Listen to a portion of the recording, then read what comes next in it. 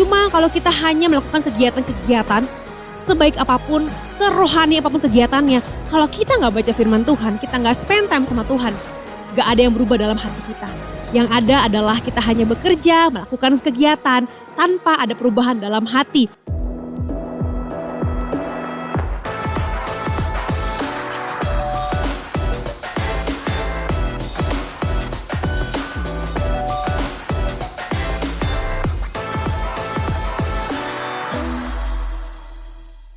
Welcome back to Radiance. Wah, gak kerasa ya bulan April udah mau selesai dan kita bakal masuk ke bulan Mei guys.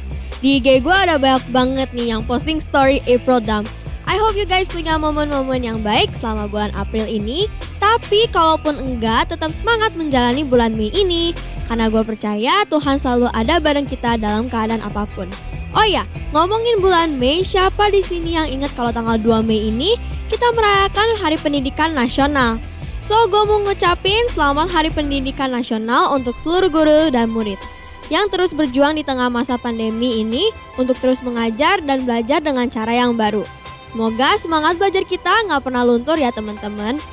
Nah, sekarang kita mau sama-sama memberikan persembahan untuk Tuhan. Kalian bisa memberikan persembahan melalui QR Code berikut ini atau transfer via nomor rekening yang ada di layar kalian. Selamat memberi! Nah, buat teman-teman yang tinggal di Kota Bandung, kalian bisa join ibadah onsite kita dengan cara registrasi melalui link di bawah ini. Terus kalian pilih ibadah pelajar jam 9 pagi, bisa di Pasir Koja, Bandung Utara, atau Kopo. Yuk sekarang kita sama-sama siapin hati dan fokus kita untuk beribadah kepada Tuhan. Enjoy the service! Sama-sama berikan suara yang terbaik untuk Tuhan Yesus. Clap your hands up. Come on.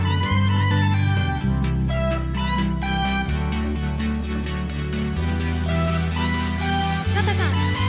Berjalan bersamamu, oh Tuhan. Melakukan perkara yang hebat. Berikanku harapan dan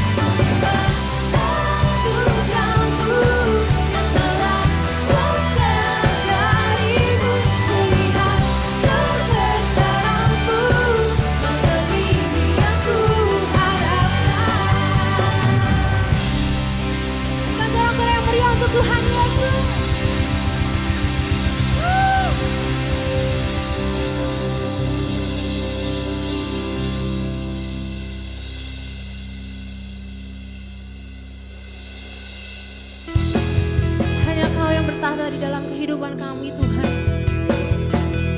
Ini pujian dan sembah yang Engkau untuk Engkau Bapa. Sama-sama katakan. Bagimu pujian dan segala hormat yang duduk di tata kemuliaan.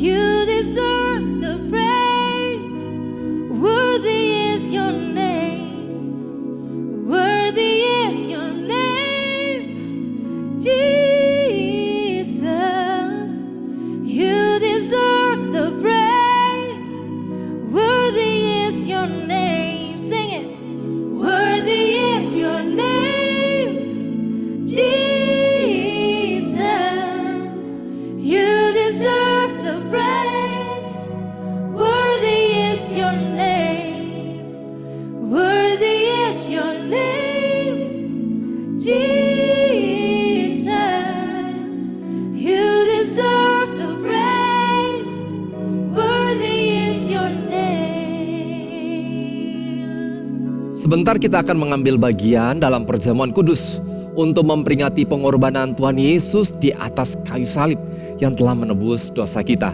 Mari kita mempersiapkan hati untuk mengambil perjamuan kudus ini, dan sebelumnya kita memohon ampun atas setiap dosa-dosa yang telah kita lakukan dan juga melepaskan pengampunan bagi orang-orang yang telah bersalah terhadap kita. Mari kita ambil waktu teduh sejenak dan membereskan sikap hati kita.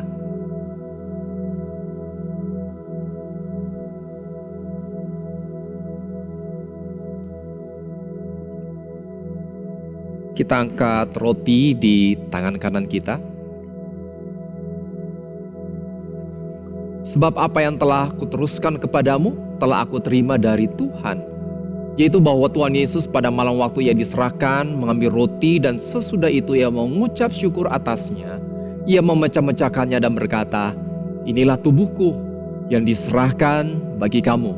Perbuatlah ini menjadi peringatan akan aku." Mari kita makan roti ini dengan penuh ucapan syukur di dalam nama Tuhan Yesus.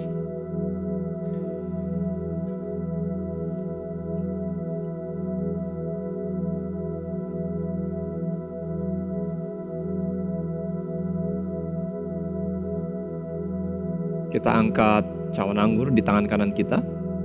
Demikian juga ia mengambil cawan sesudah makan lalu berkata, "Cawan ini adalah perjanjian baru yang dimeteraikan oleh darahku. Perbuatlah ini setiap kali kamu meminumnya menjadi peringatan akan aku. Sebab setiap kali kamu makan roti ini dan minum cawan ini, kamu memberitakan kematian Tuhan sampai ia datang." Mari kita minum anggur ini dengan penuh ucapan syukur di dalam nama Tuhan Yesus.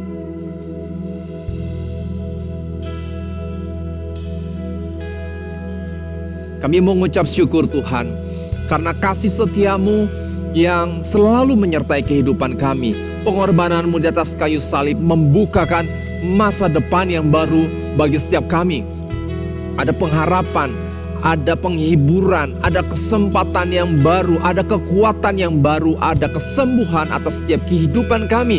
Dan kami mengucap syukur di dalamnya. Mari sama-sama kita naikkan pujian yang terbaik bagi Allah kita.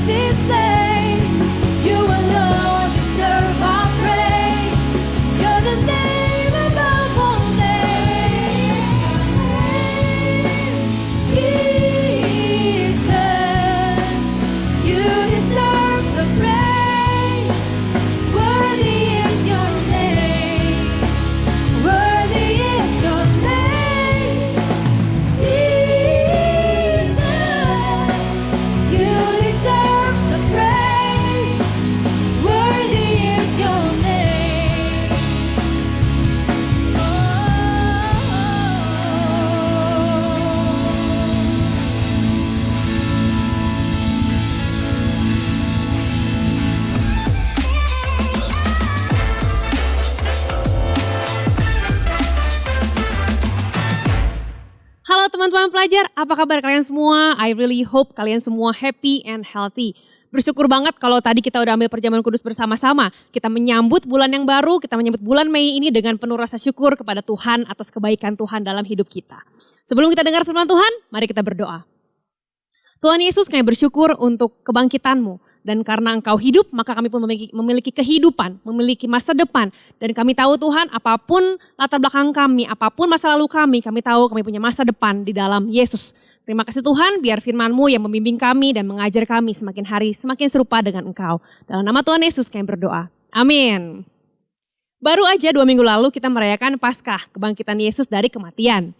Nah, kita mengikuti proses dan perjalanan penderitaan Yesus dari awal sampai Dia mati di kayu salib. Minggu kemarin kita lihat bagaimana murid-murid Yesus nggak langsung percaya kalau Yesus beneran bangkit. Bahkan Thomas bilang, kalau saya tidak mencucukkan tangan saya ke dalam luka-luka bekas paku-paku itu, saya tidak percaya. Thomas pengen membuktikan bahwa itu beneran Tuhan Yesus dan bukan orang lain, bukan juga hantu, dia bilang. Hari ini kita mau baca kisah waktu Yesus ngedatengin anggota timnya atau gengnya setelah Yesus bangkit dari kematian.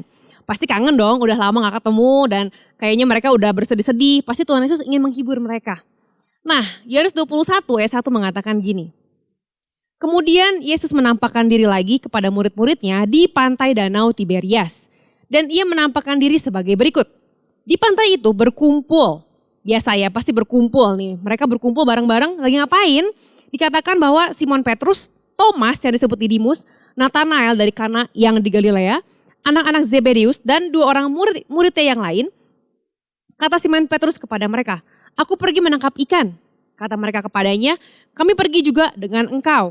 Mereka berangkat, lalu naik ke perahu, tetapi malam itu mereka tidak menangkap apa-apa. Waktu Yesus mendatangi tim membernya, mereka gak sadar kalau itu Yesus, entah kenapa. Waktu itu mereka lagi ngapain guys? Mereka lagi menjala ikan.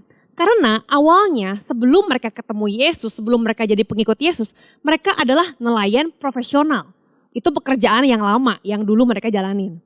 Waktu mereka jadi murid Yesus dan ikut Yesus kemana-mana, ke seluruh penjuru negeri, menjangkau orang, melayani, bikin mujizat.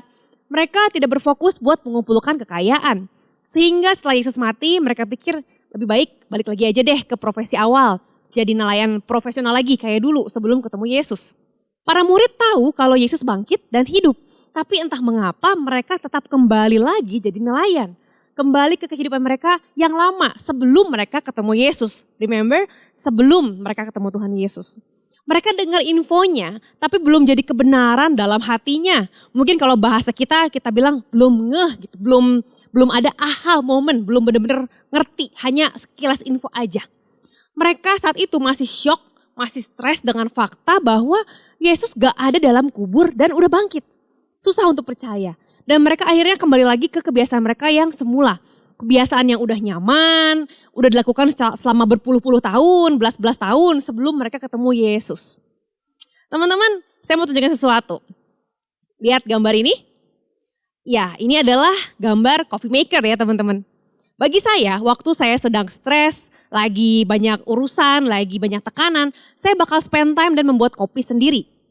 Lebih lama memang kalau bikin kopi sendiri dibanding kalau pesan kopi pakai aplikasi instan, tinggal pencet datang ya. Tapi it feels more rewarding and relaxing. Wangi kopinya, proses pembuatannya, dari nimbang kopi sampai ngebrew, itu akan membuat stres saya sedikit hilang dan otak bisa mikir lagi. Tidak ada pressure waktu menikmati pembuatan kopinya dan rasanya nyaman banget. Kalau kamu sedang stres, biasanya kamu ngapain nih teman-teman? Apa hal yang bisa membuat kamu relax lagi dan balik seger lagi? Waktu kita lagi stres, lagi tertekan, lagi butek lah. Gak salah untuk ngelakuin hobi, gak salah atau untuk taking time untuk diri kita sendiri. Tapi kita gak bisa hidup dalam kenyamanan, dalam zona nyaman seterusnya. Hidup kita ini punya tujuan dan tujuan kita bukan untuk hidup dalam zona nyaman. Santai-santai terus setiap hari. Walaupun membuat kopi itu nyaman, tapi saya nggak bisa membuat kopi terus selama 365 hari dalam setahun. Dan gak mikirin hal yang lebih penting lagi. Udah aja mau bikin kopi sepanjang hari, sepanjang jam, nikmati wangi kopi, gak bisa teman-teman. Saat itu, murid Yesus sedang shock, lagi stres. Lalu mereka mikir, udahlah balik lagi aja ke zona nyaman mereka. Balik lagi aja ke zaman dulu waktu mereka belum ketemu Tuhan Yesus. Melakukan kebiasaan mereka yang dulu. Balik lagi, mancing lagi, jadi nelayan lagi. Gak usah deh mikirin orang lain. Gak usah lah mikirin pelayanan-pelayanan. Yang penting mereka punya kerjaan. Yang penting mereka bisa menghasilkan uang. Mereka balik ke zona nyaman mereka. Think about themselves. Dan lupa dengan panggilan Yesus bagi mereka. Waktu murid Yesus mulai balik nyaman lagi, mereka balik menjala ikan, Tuhan Yesus muncul di situ. Hari itu mereka menjala tapi gak dapat apa-apa nih guys. Dan seorang pria tiba-tiba muncul dan bilang, ayo tebarkan jala kamu sekali lagi. Mereka mikir ini siapa? Mereka gak ikutan mancing kok tiba-tiba nyuruh nebarin jala. Gak tahu apa mereka udah semalaman dan gak dapat apa-apa. Tapi akhirnya mereka mikir oke lah gak ada ruginya tebarin sekali lagi. Lalu mereka mendapat ikan sampai jala mereka hampir sobek. Dibilang di Alkitab hampir koyak saking penuhnya. Dan perahu mereka dipenuhi oleh ikan sampai mau kelelep gitu. Wah saat itu Petrus langsung sadar Dia akhirnya akhirnya dia ada aha moment. Ini Yesus. Gak mungkin ada orang lain yang bisa membuat mujizat seperti ini. Petrus begitu sadar, wah ini Tuhan Yesus nih. Langsung dia lompat, karena waktu itu masih di tengah-tengah agak dekat ke pantai, belum nyampe pantai. Dia langsung lompat dari perahu dan berenang ke pantai. Dia berenang dan langsung bilang, wah Tuhan, Engkau Tuhan. Langsung mereka ngobrol bareng dan gak lupa sarapan bareng Yesus. Tuhan Yesus emang senang banget ngobrol dan sarapan ya guys. Sebelum Yesus disalibkan, Petrus sudah menyangkal Yesus 3 kali. Masih ingat teman-teman? Masih ingat waktu momen dimana Petrus bilang, oh saya gak kenal sama Yesus. Siapa itu? Saya gak kenal. Dia menyangkal karena dia takut ikut disalib. Tapi melihat keadaan tadi, waktu Petrus nyemplung, langsung nyebrang, langsung makan bareng sama Tuhan Yesus. Kelihatannya Yesus sudah mengampuni Petrus sepenuhnya atas pengkhianatannya. Dan Petrus pun sudah mengampuni dirinya sendiri. Dia sudah selesai menyesal dan dia berubah. Tapi Yesus memberi lebih dari hanya sekedar maaf. Dia memberi tujuan hidup yang lebih bermakna bagi Petrus. Kita baca di Yohanes 21 ayat 15. Sesudah sarapan, Yesus berkata kepada Simon Petrus, Simon anak Yohanes, apakah engkau mengasihi aku lebih daripada mereka ini? Jawab Petrus kepadanya, benar Tuhan, engkau tahu bahwa aku mengasihi engkau. Kata Yesus kepadanya, gembalakanlah domba-dombaku. Ayat 16, kata Yesus pula kepadanya untuk kedua kalinya. Simon anak Yohanes, apakah engkau mengasihi aku? Jawab Petrus kepadanya, benar Tuhan, engkau tahu bahwa aku mengasihi engkau. Mulai gemes, iya bener kok nanya lagi sih kok sama gitu ya. Kata Yesus kepadanya, gembalakanlah domba-dombaku. Ayat 17, kata Yesus kepadanya untuk ketiga kalinya. Simon anak Yohanes, apakah engkau mengasihi aku? Maka sedih hati Petrus karena Yesus berkata untuk ketiga kalinya, apakah engkau mengasihi aku? Dan ia berkata, Tuhan, engkau tahu segala sesuatu. Engkau tahu bahwa aku mengasihi engkau. Kata Yesus kepadanya, gembalakanlah domba-dombaku. Kalau kita jadi Petrus mungkin kita juga gemes ya. Kok nanyanya sama percis. Udah dibilang iya, nanya lagi. Udah dibilang lagi iya, nanya lagi. Dan jawabannya sama, gembalakanlah domba-dombaku, gembalakanlah domba-dombaku, gembalakanlah domba-dombaku. Yesus bertanya kepada Petrus, apakah kamu benar-benar mengasihi aku? Apakah kamu beneran percaya padaku? Apakah kamu benar-benar percaya bahwa hal-hal yang terjadi nih yang tahun kemarin kita lewatin bersama, semua mujizat, semua pelayanan yang kita lakuin bersama, ada yang dibangkitkan, ada yang disembuhkan. Beneran percaya gak kalau itu sungguh-sungguh terjadi? Atau sudah lewat dan sudah lupa? Sudah lupa tuh gitu. Karena kalau kamu beneran percaya, bagi Tuhan bilang sama Petrus, kalau kamu beneran percaya, kamu tidak akan puas untuk hanya jadi nelayan lagi, balik ke kehidupan yang dulu sebelum ketemu Yesus. Kamu gak perlu ketemu Yesus untuk jadi nelayan. Karena kamu sudah jadi nelayan sejak sebelum ketemu Yesus. Kalau kamu sungguh percaya pada Yesus, kamu punya jalan hidup yang baru, yang harus kamu jalani. Apakah Yesus minta Petrus buat ganti profesi nih guys? Dari nelayan jadi gembala, jadi peternak gitu kira-kira. Gembalakanlah domba-dombaku. Bukan. Yesus gak minta Petrus untuk ganti profesi buat ngasih makan domba-domba, embe-embe gitu, bukan. Tapi Yesus mengundang Petrus untuk menjalani misi hidup yang baru yang lebih dari sekedar cari duit, yang lebih daripada sekedar nyaman, lebih daripada itu. Ada jalan hidup yang Tuhan Yesus tawarin. Tuhan Yesus bertanya, Petrus, bener gak kamu mengasihi aku? Beneran percaya gak sama aku? Kalau beneran mengasihi dan percaya padaku, maukah kamu mengajar, take care, merawat orang-orang lain yang sama-sama mengikuti Yesus? Dan mau gak percaya dan peduli pada orang-orang yang belum mengerti bahwa Yesus adalah Tuhan? Nah, Petrus bisa memilih mau bilang iya atau enggak. Karena Tuhan Yesus di sini bertanya, apakah engkau mengasihi aku? Dasarnya adalah kasih. Dasarnya bukan nanya, ada untungnya gak buat saya? Saya dapat apa kalau gitu? Gak ada. Dia bisa menolak atau bisa menerima tawaran itu. Dan pada saat itu, Petrus bisa memilih untuk tetap tinggal di hidup yang nyaman. Yang sesuai dengan kemauan dia, sesuai dengan kebiasaan dia, yang sudah biasa dia jalani bertahun-tahun sebelum kenal Yesus. Dia bisa jadi nelayan profesional atau dia harus menggembalakan domba-domba alias take care of God's people dan meriset hidupnya. Tahu kan apa yang bakal terjadi kalau kamu main game dan tiba-tiba ke-reset gamenya. Tiba-tiba gak sengaja kesenggol kabelnya sama dedek kamu atau sama kakak kamu. Atau gak sengaja ada temen kamu neken tombol reset, tut. Wah, bisa-bisa kamu ngamuk ya. Wah, semuanya gak ke-save. Teman-teman, Petrus bisa milih jalan hidup yang dia jalanin dulu-dulunya, yang nyaman, yang enak.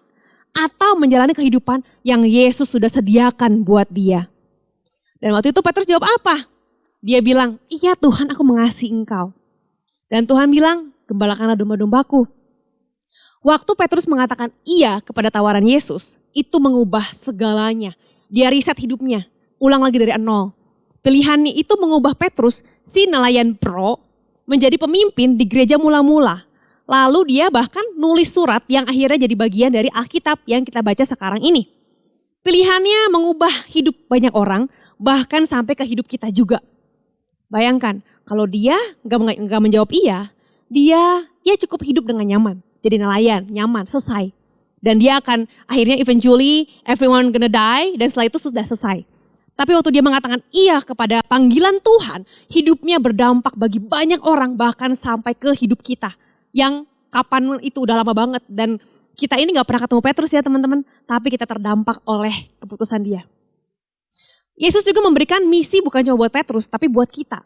Ada final purpose yang Tuhan sampaikan buat kita semua.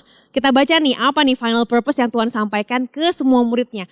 Ngapain sih dia mati di kayu salib, buat apa? Apakah sudah selesai di situ? Kita lihat di Matius 28 ayat 16. Dan ke-11 murid itu berangkat ke Galilea, ke bukit yang telah ditunjukkan Yesus kepada mereka. Ketika melihat dia, mereka menyembahnya. Tetapi beberapa orang ragu-ragu. Jadi ini penampakan Yesus yang setelah dia bangkit dari kematian ya. Ada yang ragu-ragu, ini beneran Yesus apa enggak nih? Ayat 18, Yesus mendekati mereka dan berkata, kepadaku telah diberikan segala kuasa di sorga dan di bumi. Karena itu, pergilah, jadikanlah semua bangsa muridku. Dan baptislah mereka dalam nama Bapa dan Anak dan Roh Kudus. Dan ajarlah mereka melakukan segala sesuatu yang telah kuperintahkan kepadamu. Dan ketahuilah aku menyertai kamu senantiasa sampai kepada akhir zaman.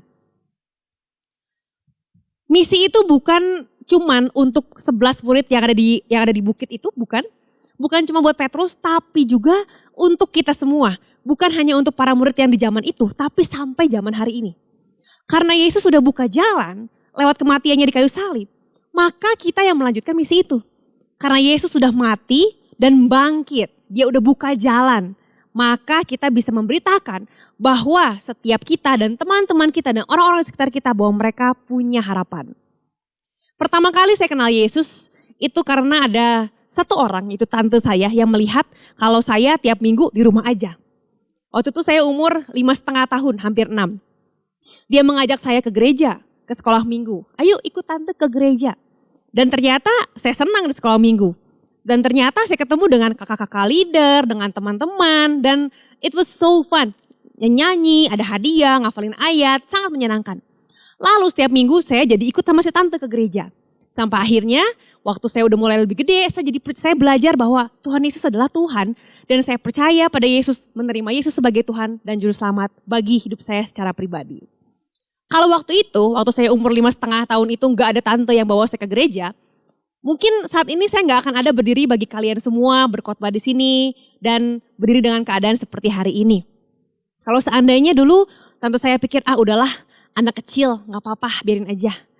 Gak tahu apa yang terjadi teman-teman.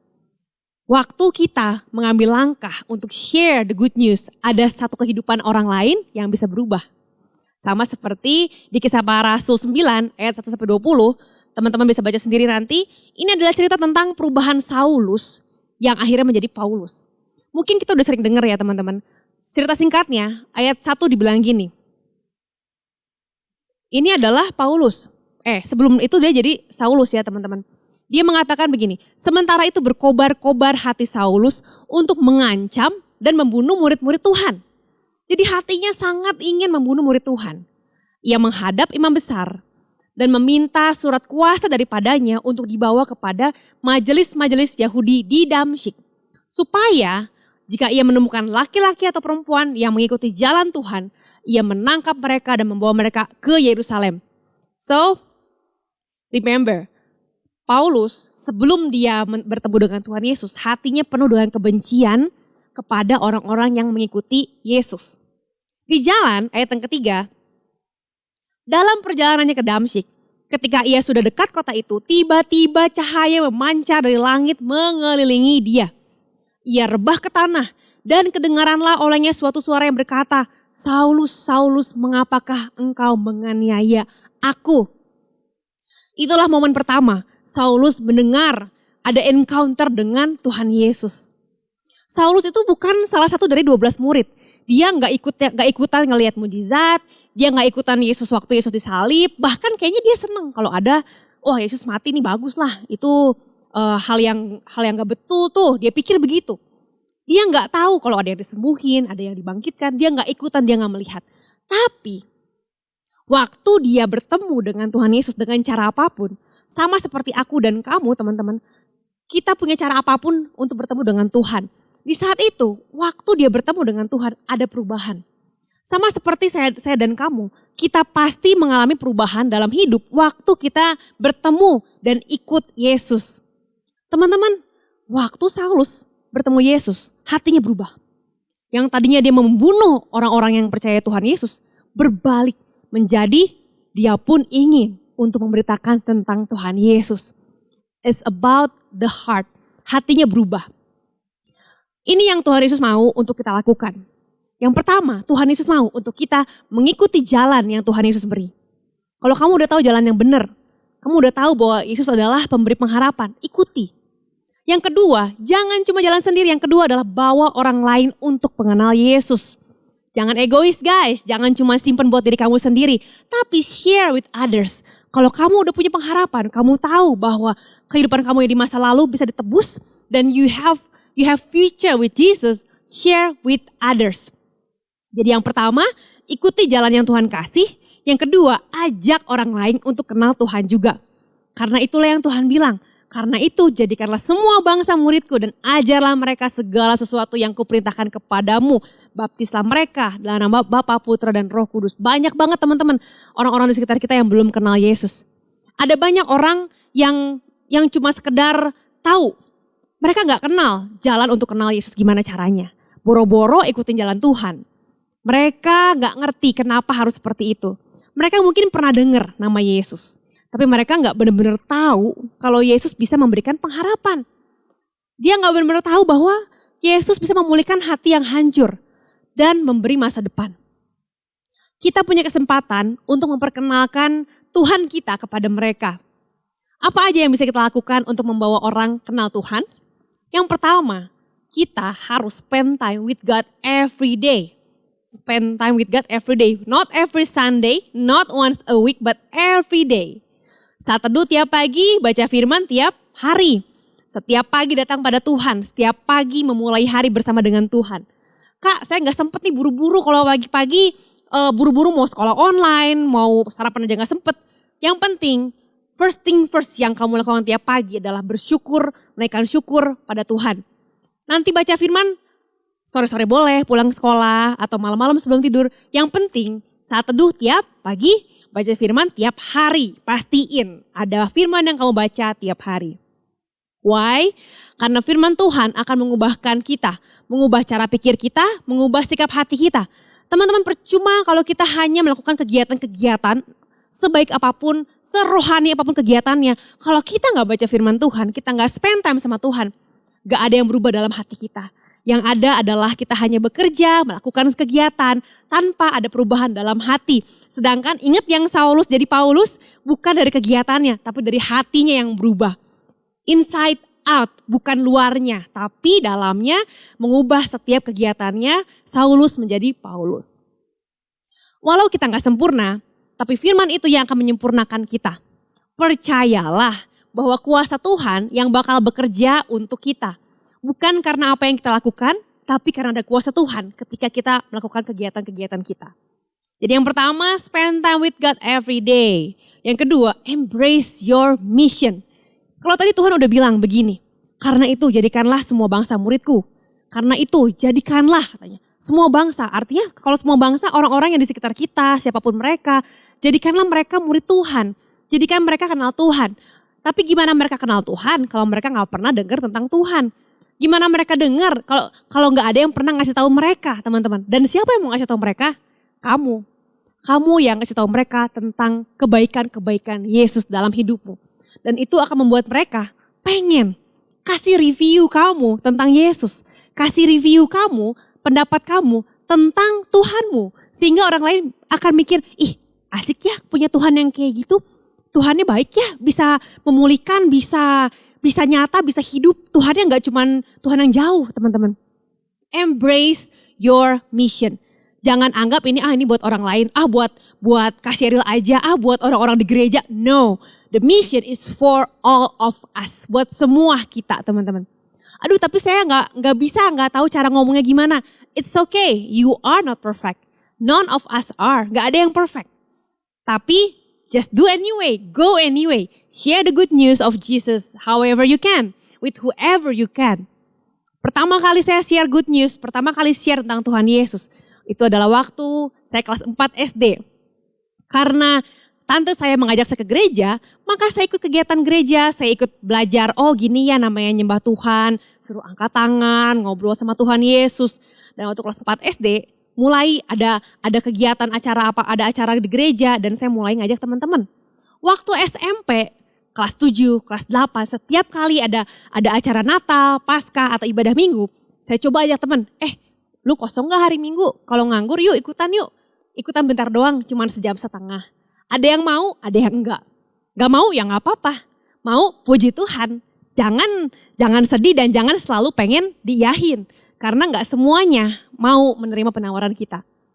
Kalau Yesus aja nawarin pada Petrus. Petrus, apakah engkau mengasihi aku? Artinya Tuhan ngasih pilihan. So, waktu kita tahu bahwa Tuhan adalah Tuhan yang baik, bisa mengubahkan hidup kita. Tugas kita adalah memberikan pilihan itu. Kasih tahu bahwa, hey ada pilihan loh. Hidup kita ini punya pilihan. Tell your friends, tell your family bahwa ada harapan.